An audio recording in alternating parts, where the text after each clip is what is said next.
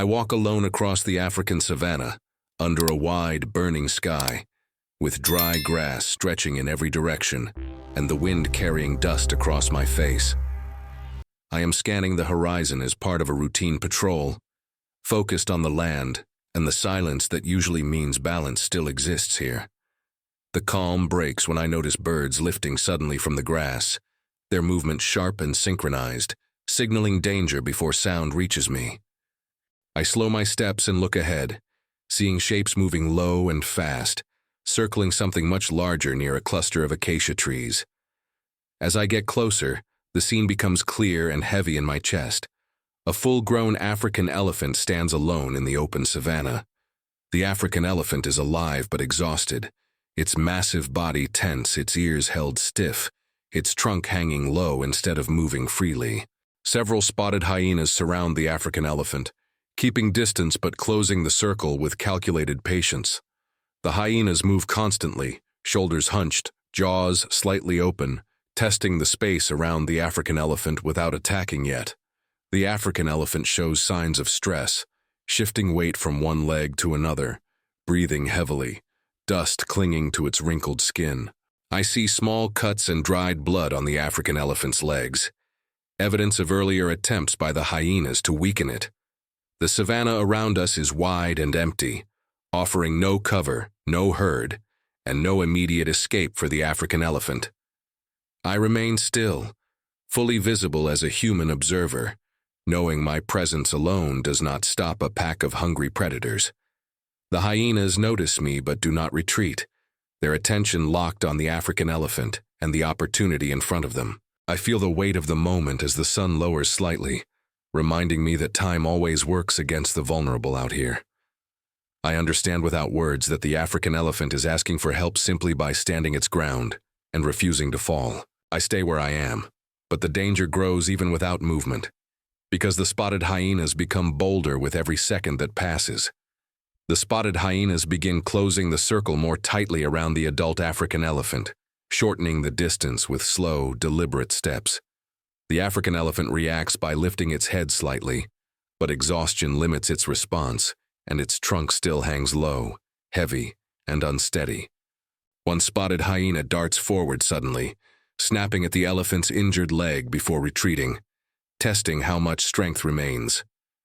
The African elephant stumbles half a step, dust exploding from the dry ground, and that single mistake shifts the balance of the hunt.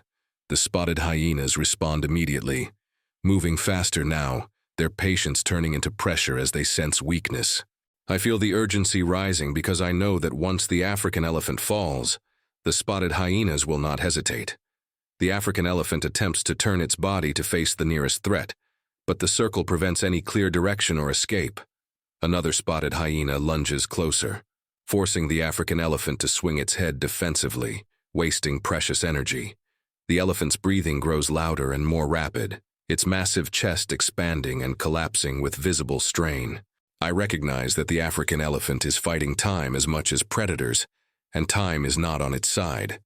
The sun continues to sink, stretching shadows across the savanna and giving the spotted hyenas more confidence. I remain painfully aware of my limitations as a single human standing in open terrain against a coordinated pack. The spotted hyenas split their attention, some focusing on the elephant's legs, while others watch its head and trunk. The African elephant shows clear signs of fatigue now, legs trembling slightly under its own weight. I know that if nothing changes soon, the next charge from the spotted hyenas could be the one that brings the elephant down. The savanna feels suddenly smaller, tighter, as the space around the African elephant disappears. I force myself to think clearly, understanding that hesitation could cost the African elephant its life. I finally move, knowing that inaction now is the same as surrendering the African elephant to the spotted hyenas. I step forward into the open savanna, making my presence undeniable, positioning myself where the hyenas can no longer ignore me. The spotted hyenas hesitate for a moment, forced to recalculate as a human enters their hunting space. I raise my arms slowly and advance with controlled steps, using my size, posture, and direction to disrupt the circle around the African elephant. The African elephant reacts by lifting its head higher, sensing a change in the pressure surrounding it. Some spotted hyenas peel away slightly, while others test me with short advances, trying to understand the new threat. I maintain steady movement, never turning my back, keeping my body angled between the hyenas and the African elephant.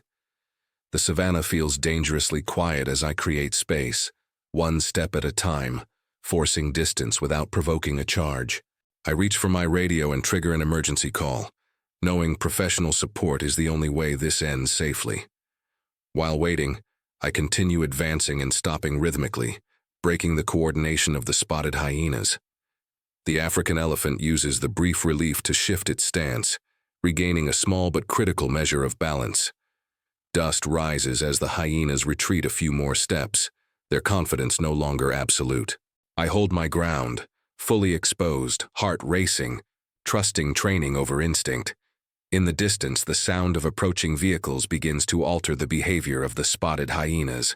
The predators turn their heads repeatedly, distracted, their tight formation starting to loosen. I know the intervention is working, but only if pressure stays constant. I remain between the African elephant and the spotted hyenas, refusing to give back the space I have taken. The tension reaches its limit when one spotted hyena breaks from the group and charges directly toward the African elephant's injured legs.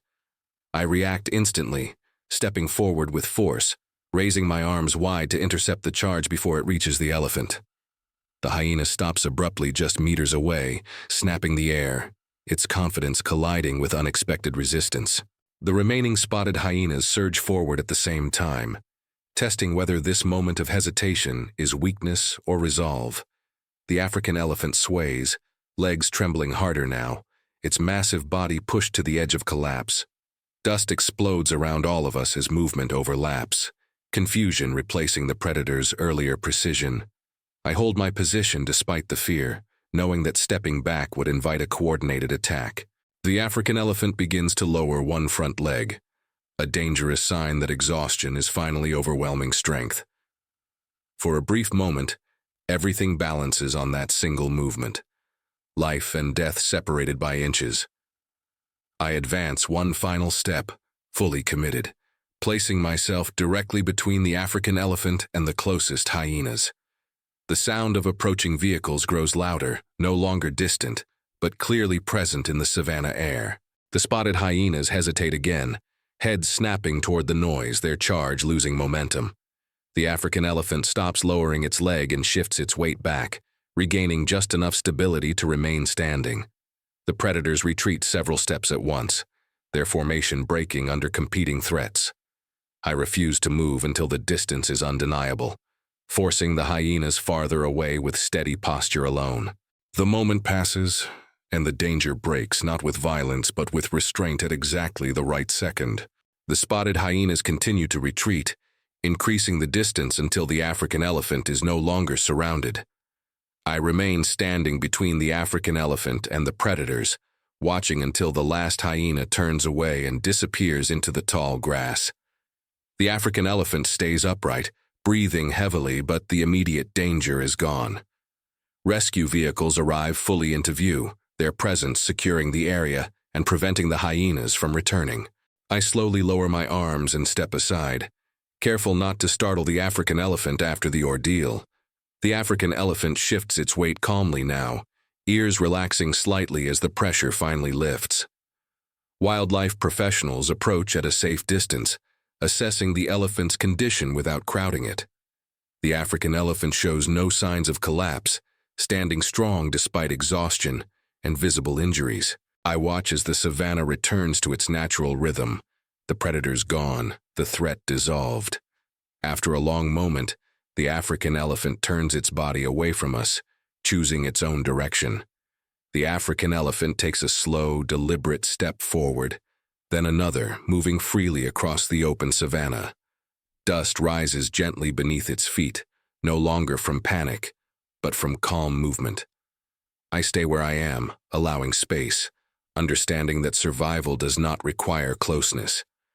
The African elephant continues walking, growing smaller against the vast African landscape. There is no sound of triumph, only the quiet certainty that the right decision was made. I leave the savannah knowing that restraint, timing, and presence saved a life today.